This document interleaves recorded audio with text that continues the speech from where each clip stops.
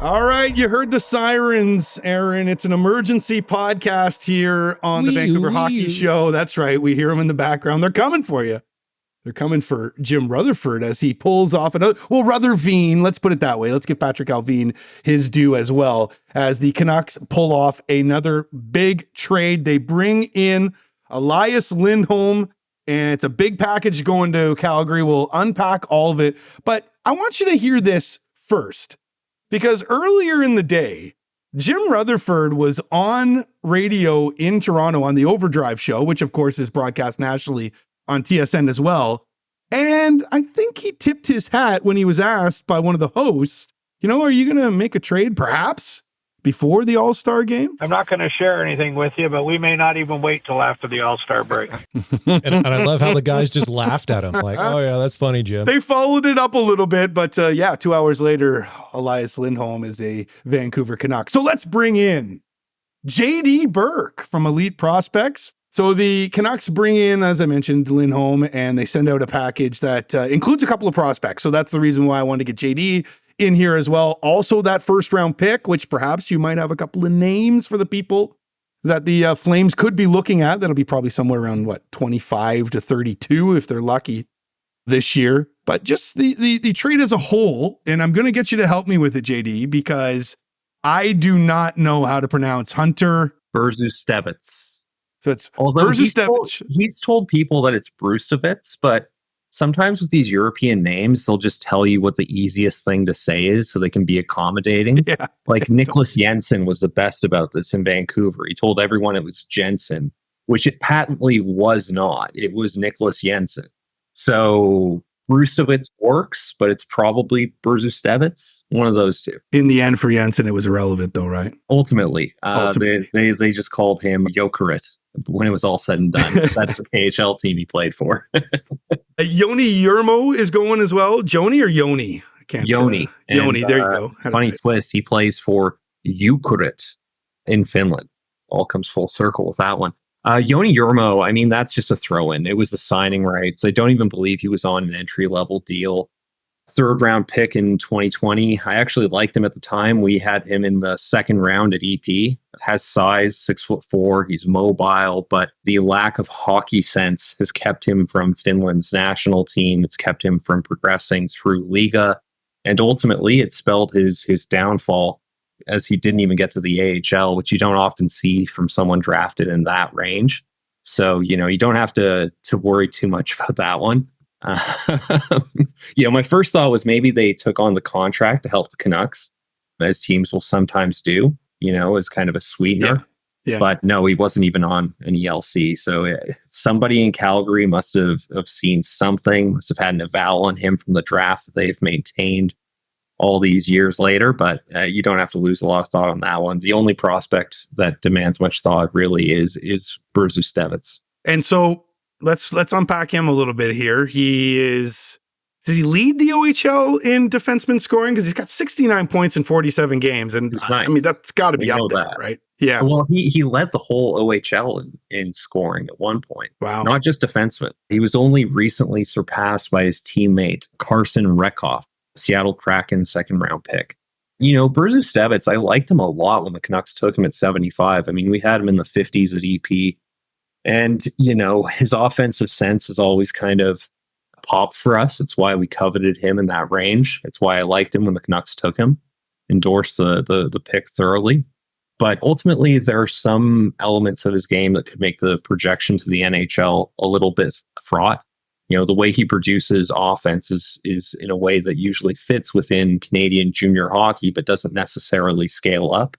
He's not the most fleet of foot. He's intelligent, but he's not necessarily dynamic. And defensively he's good, but he's not elite. So I think ultimately this is someone who has outplayed his draft position and by a lot at that, right? Like the thing that you have to think of from the Canucks perspective is that they sold Brzustewicz at a value that was much better than the third round pick that they used to draft him. And that's why draft picks are valuable in the first place. Even if they don't necessarily play for the team, they have exchange value. And they are dynamic. You can increase the exchange value if you draft well. And the Canucks have done that with Burke. And I don't want to just poo-poo him on the way out, because that would be unfair. Like if he was still a Canucks prospect, I would still rate him pretty high. I would have him, in the top 5 of the team's prospects by a decent margin at that, right? Like this is someone who is a good prospect and a good B prospect at that. But ultimately, the odds are what they are. And the vast majority of Hunter Burke don't make the NHL. That's not a knock on him. That's not a knock on the draft pick. That's why once you get into the second round, it's all roll the dice, if that. So, lottery ticket might be more apt for this, right? So they've done well with that draft pick. He's done well since he was taken in the third round, but ultimately the odds are what they are, and they are in the Canucks' favor in this trade. In terms of the first round pick, I mean, once you get to about 20th overall, the odds drop so significantly in terms of what you can expect with that draft pick. And it's dynamic. You can find players from 20 and on that produce well, that become drivers of offense, defense, elite goalies, you name it, right? Like there are a lot of examples. But the data shows that once you get past about 7th, 8th, 9th, 10th overall, you're getting middle of the lineup pieces, right? And the Canucks would be picking 32nd according to the standings position now. It's obviously going to fall. Well, not obviously. I mean, this is a good team that could go on a run. It could be at 30, 31, 32 even.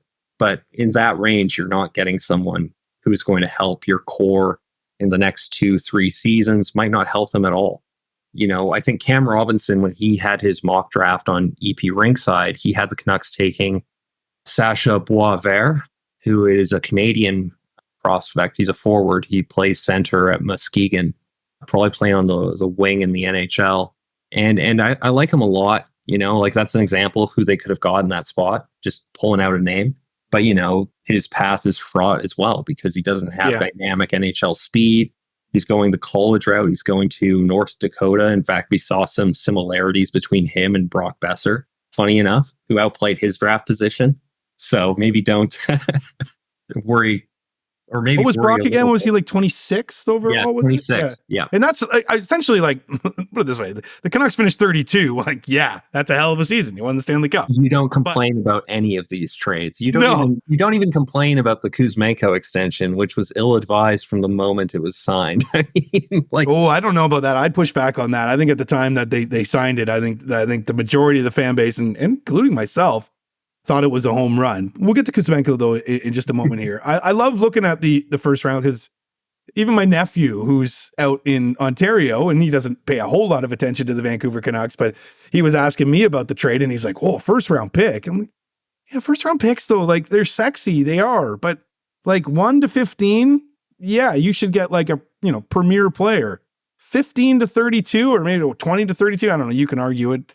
But you're probably going to get an NHL player, and that's essentially it, or not exactly. Could be someone on waivers. I mean, look at the 2019 draft. This is instructive. Yeah, look at the first 15 picks. That's 5 drafts ago. You have maybe 6 impact players. Exactly. That's the point. You just don't know. The currency, and you're right. They sold higher on Brusevich. I'm going to say it fast, like Don Taylor, just so I don't have to actually pronounce it properly. But they sold high on him, and listen, if he turns out to be an NHL player, then that's going to be on the Flames and the player as well to be able to develop him there. But right now, I think if you really look at the trade as a whole, because the 2 prospects are a bit of a crapshoot, especially Yermo.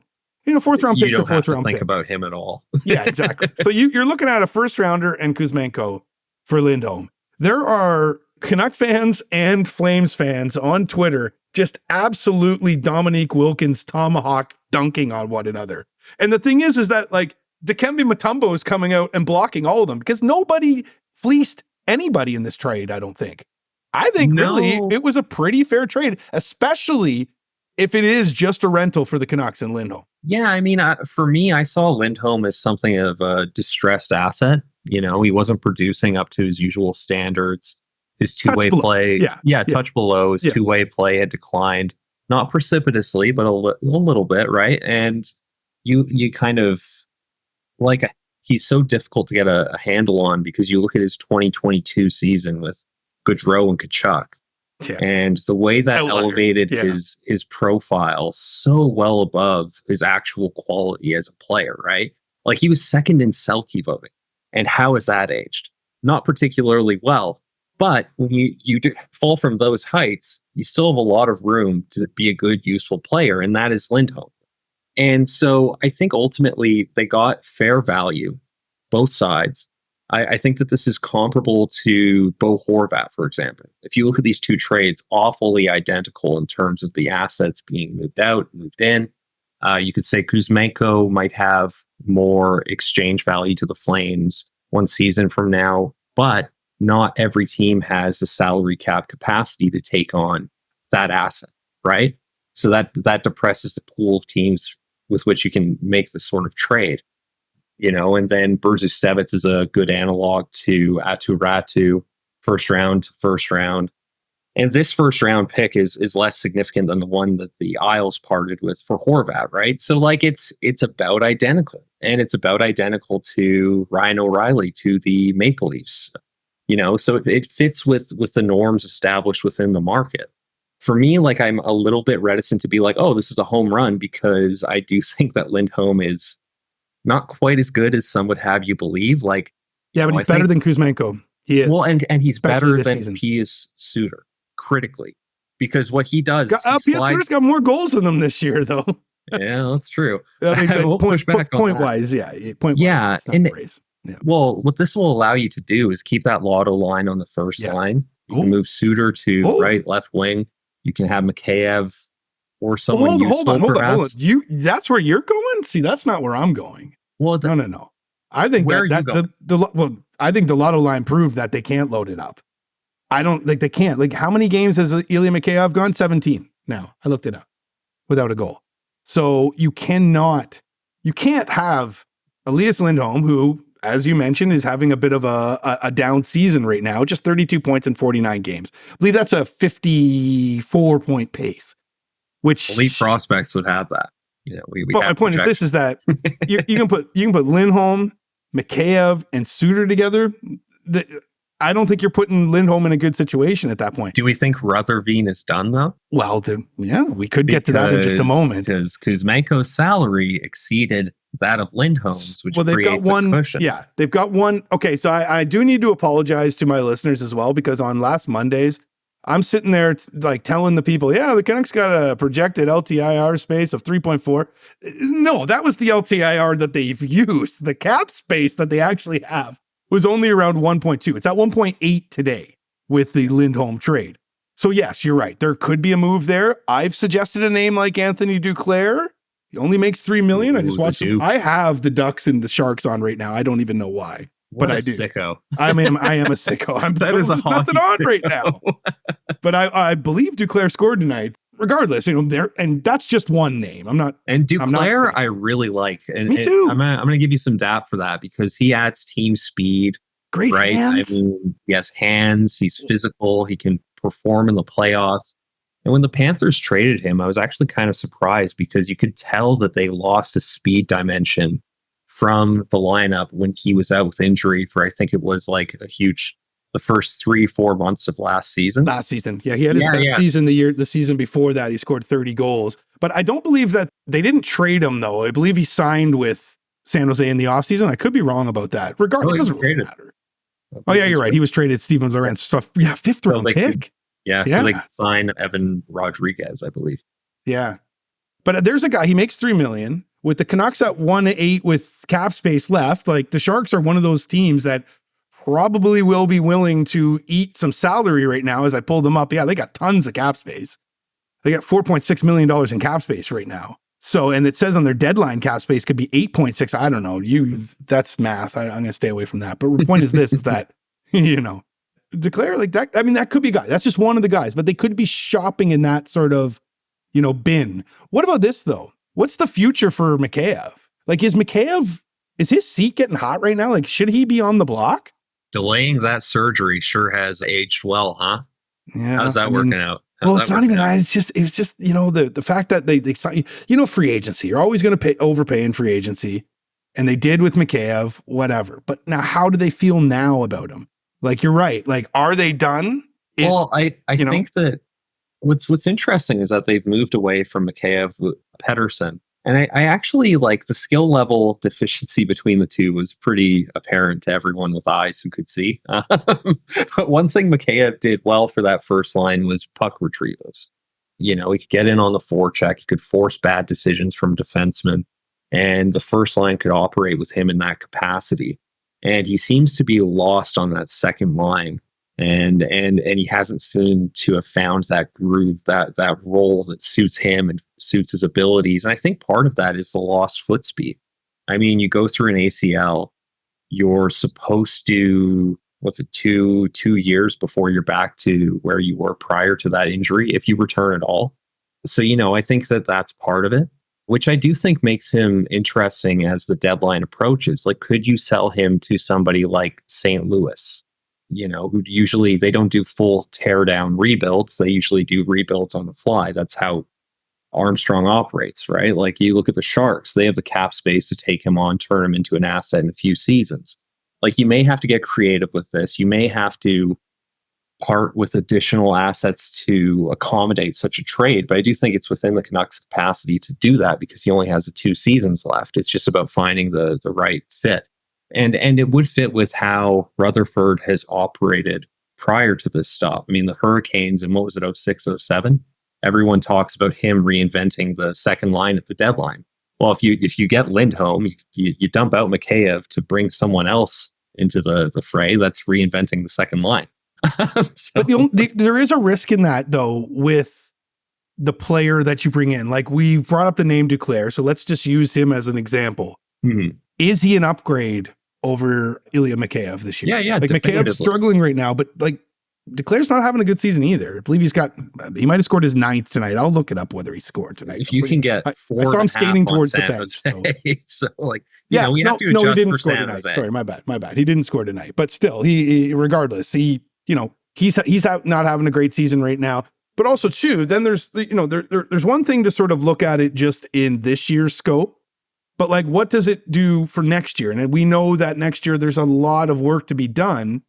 Or are we at the point right now where it's like, and I'm not talking about like selling the farm, getting rid of all the assets and just pushing everything all the way in, but like, is there sort of a risk in selling a player, maybe like Mikheyev, who's you'd be selling low on right now, because of the fact that, you have to fill that spot again next year? And that's never easy through free agency. Maybe you have that in your system right now. Like, maybe you feel like that's Podkolzin's chance to come up and shine. Maybe there's an elevation of Nils Höglander at that point. Is it as difficult as you think, though? Because the Canucks found Joshua for $800,000. Yeah, that's a good point. He is Suter for Pro Scout has been something that has drastically changed between the two regimes. And this is what the Toronto Maple Leafs do. What they do is they lock in term and security at the top of the lineup, and they find, Andrei Kuzmenko's, Michael Bunting's. Do you know what I mean? They find they're struggling a little bit with that stuff now, but you're right. In the past, they were decent at that.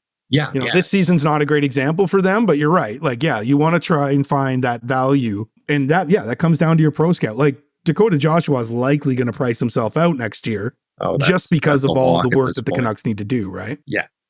But I mean, like with Mikheyev, like you can be a lot more efficient with that 4.95 than I think you are with him at present. Yeah. And I think you said, you don't have to sell the farm on this season. I would push back. I think this is precisely the season that you sell the farm because. Okay, so what is the farm though? Like, because I know there's a lot of people, you see fans love them some Nils Höglander, but I think the league likes them some Nils Höglander, especially since he's got a year left at like $1 million and something, that's nothing. Why. So Höglander is on 2 separate wavelengths. So on the one hand, you have someone shooting 24%. Usually I would say sell high, knock yourself out. You can do well from that position. He's also someone locked in at, what is it, 800,000 for? No, it's like 1.1, I believe. Like he signed it last year. Yeah, that's right. Yeah. Same difference though, right? Like that's someone who is going to be too valuable at that price point to part with. So if you're the Canucks, you almost have to keep. And the same dynamic kind of applies to some of the prospects too, because like, okay, so you look at the Canucks right now. This is a team that is a credible contending team. And because of their salary cap position, it's going to be difficult to maintain this window, this moment. because you have Pettersson coming up, you have Roenick coming up, you have Zadorov coming up. That is impetus to make hay this season. Conversely, you might look at that and go, this is why we need Lekaramaki. This is why we need Villander. This is why we need Ratu. And I think it's going to be difficult to serve both of those masters, but that is the task in front of this team. And I think the way that you would regulate that kind of assignment is you would go, okay, well, Lekaramaki can make a difference. This is someone who can score 30, 40. This is someone you can't not have on an ELC. Villander, you're probably going to want to wait on him, right? Probably want to, because he plays a premium position. You have so much invested in him, and you can't get that value back at present because he hasn't played all that well at BU this season. But what about Ratu? Hold on a second. Really? Because I've heard otherwise. I heard that he was playing really well down there. No. No? Okay. You'd know better than I would. Yeah. Yeah. I mean, he's at about half a point a game. That would be one of the lowest marks for a draft plus one defenseman with NHL pedigree in like 5 seasons. It's not good. You were saying Ratu, though, because that's an interesting player in himself. Yeah. Klimovic, you might be selling low. Berzu-Stevets was on this list. Yeah. Like these are the prospects you have to get into. Perhaps even Podkolzin. You know, like I like Podkolzin. I loved him. The Canucks took him at, 10th? But he might have more value to this team as a trade piece than he does organizational depth. Right? So these are the decisions this team is going to have to make. But I do think that there is some impetus to push this team over the top, because you may not be able to do that in the coming seasons with the money you have to dole out. So it's tough. I think there's so much risk though with that. And when you talk about, guys like Podkolzin and, perhaps Ratu, I don't know if Ratu's going to be an NHL player, to be honest with you. I'm increasingly skeptical because the Canucks want him to play center. He doesn't have the feet for it. And he's not producing all that well in the AHL. Yeah. He looks like a B grade prospect right now, and you can do without those. That's not going to make or break the team. So with the forwards that are sort of, available prospect wise, I've said this a few times on the pod, but I just don't feel like Villander or Lekaramaki you should be moving at all. I think they should be just completely off the table. But when you look at the rest of the batch, and we brought up a whole bunch of those names there, like really of value, Podkolzin for sure, Ratu maybe, Klimovic I don't think so. I think Klimovic is more of a pipe dream in this market than he is anywhere else. Yeah, pretty much. Yeah. You know what I mean? I like him as a prospect, but he's been hurt. He's had difficulty staying in the lineup. He won't have much value to anyone else. Certainly it won't exceed his value to the Canucks. Defensively, you've got the other EP, like the other Elias Pettersson, but again, B, C grade. There you go. Right. So there's not a whole lot to work with there. But again, I think there's a risk especially if you're going to sell someone like Podkolzin who you could use next year. And you talk about, some of the holes they're going to have to fill, on the cheap. That could be your guy, right? And there's no way Podkolzin's an RFA next year. There's no way he's commanding any sort of salary. He's still in the AHL and he's just average down there right now, right? Yeah. What about, we talked about that second line and I'm of the opinion, like, don't get me wrong. I think the lotto is going to come up and it should. Like it absolutely should from time to time. But I think that's one you keep in the chamber. You know what I mean? Like, and just when you need it, like the silver bullet. In case of emergency type deal. Yeah, exactly. So what I think they should do with the second line, and I think one of the biggest things, I've been talking about it on some of our TikTok videos as well. That's right. I'm a TikTok star now. So chuggy. JD, at 45, I decided to jump into this TikTok game.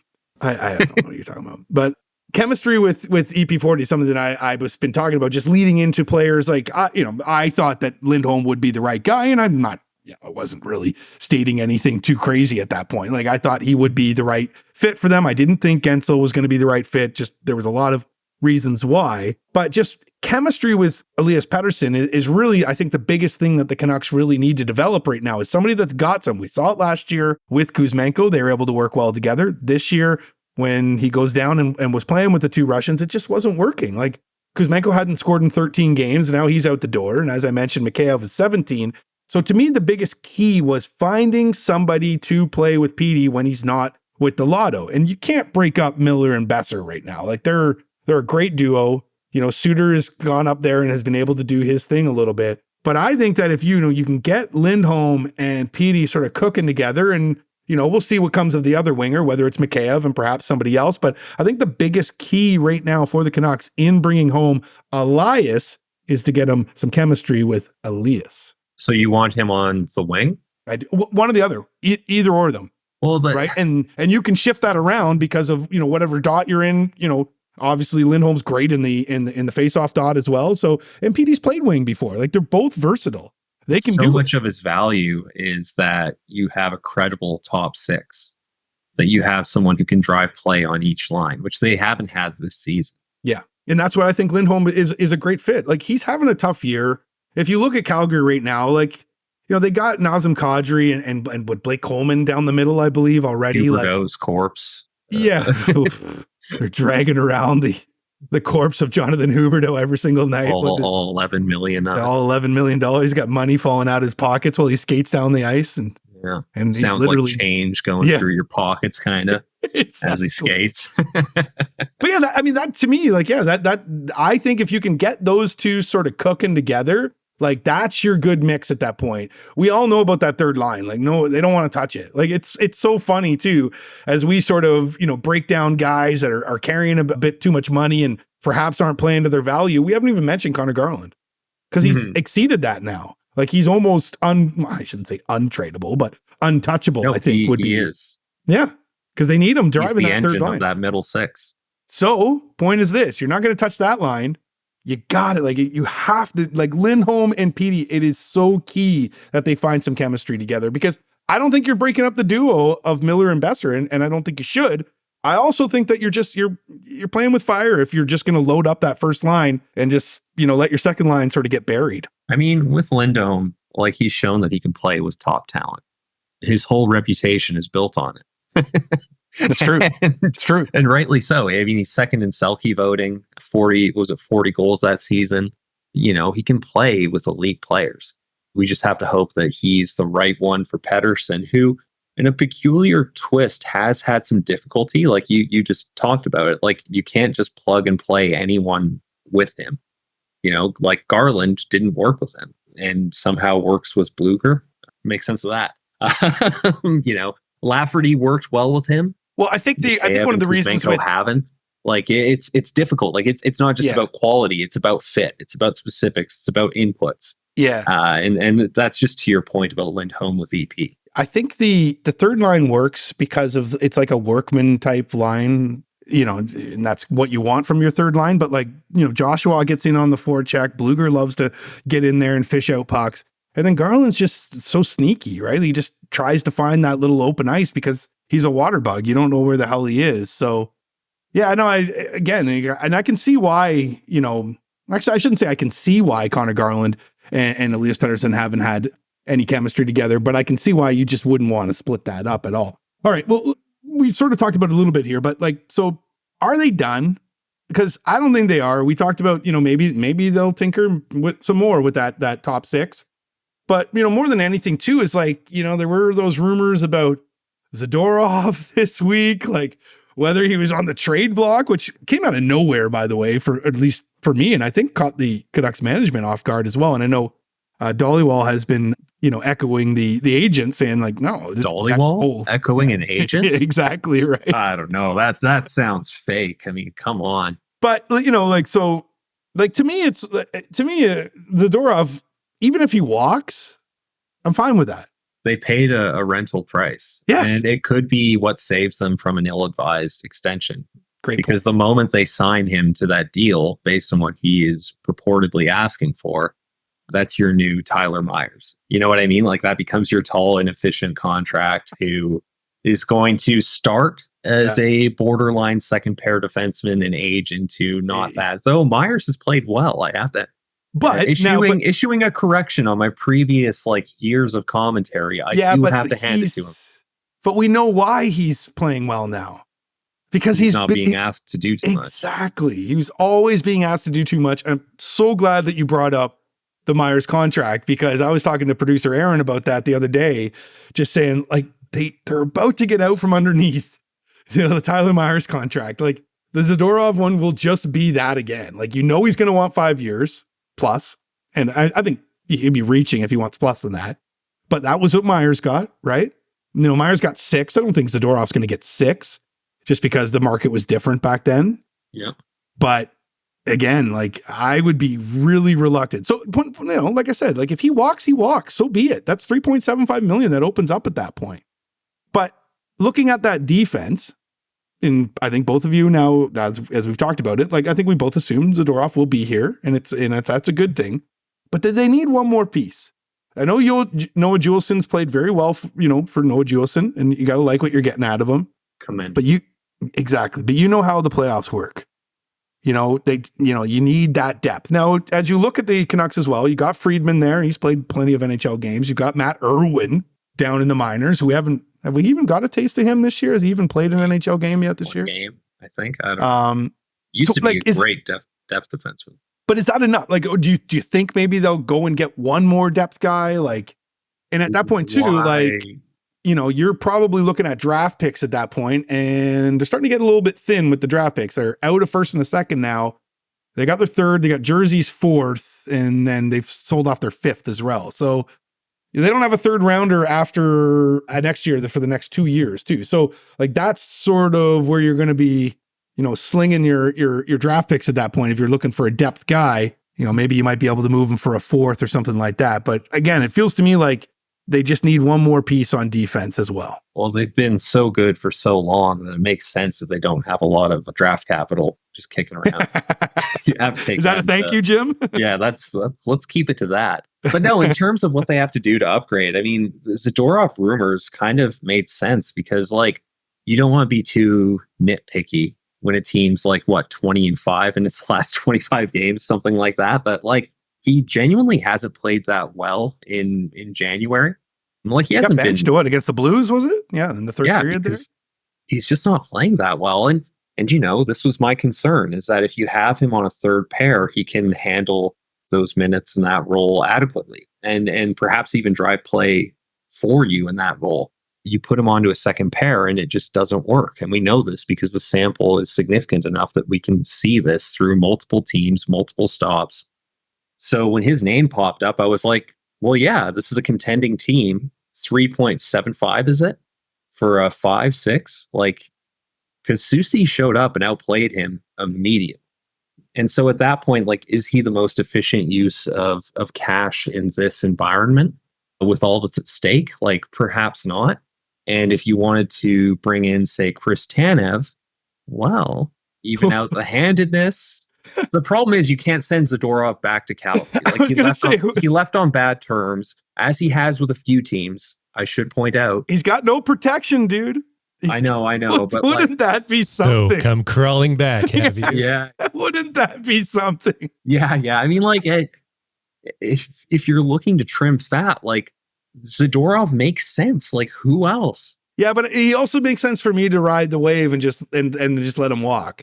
And the funny thing is that people will be like, upgrade though. If you could upgrade, yeah, but there's not a chance they're going to be able to get Zadorov or Tanev for Zadorov. No, not straight up. What I'm saying is, like, in separate deals, sometimes you have 3-way trades, like that sort of thing. Yeah. Like, you could get creative and pull it off. I'd be okay with Zadorov just being that third pair guy and letting him walk at the end of the year. I mean, I don't know. Fans get all worked up about that sort of thing. Oh, just can't let him walk. Why not?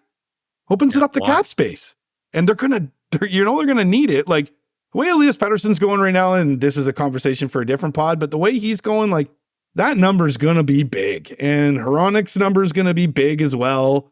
And then they've got a bunch of other decisions. Like, is Lindholm just going to be a pure rental? Like, would they flirt with the idea of signing him? And what's he going to command nowadays? He was asking for $9 million at one point this season. So I'm surprised he only makes 4.8.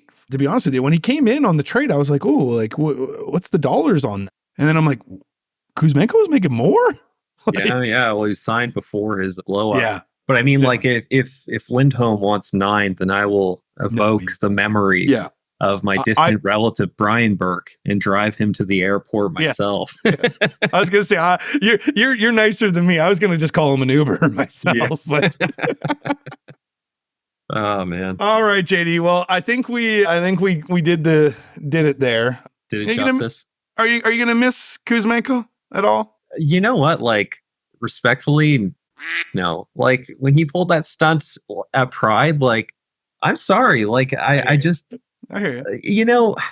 We don't have to relitigate that. Like I think it's pretty clear how I feel about him in that position, and it's made enjoying him since then difficult.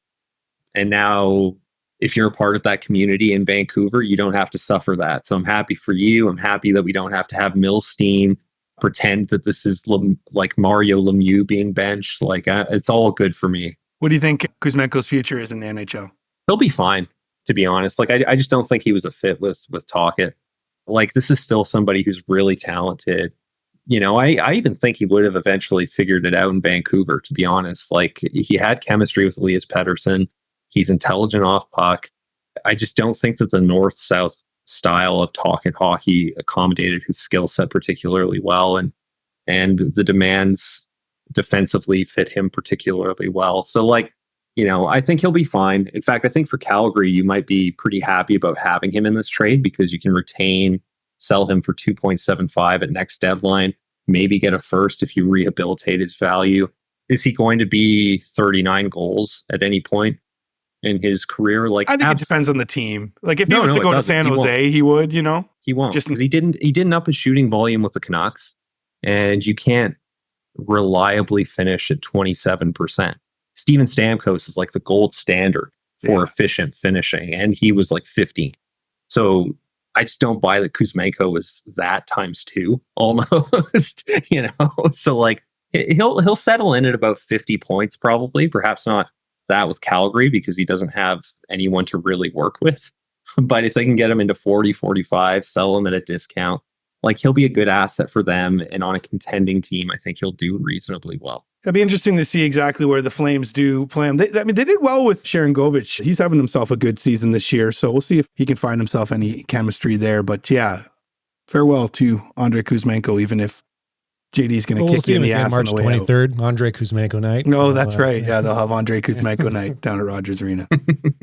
All right, well, let's put a bow on this emergency pod. The Canucks have made themselves another trade as Rutherford does it again, bringing Elias Lindholm into the fold. And let's see if he's the piece that gets the Canucks a Stanley Cup this year. But JD, thanks for joining. Anytime. Thanks for having me.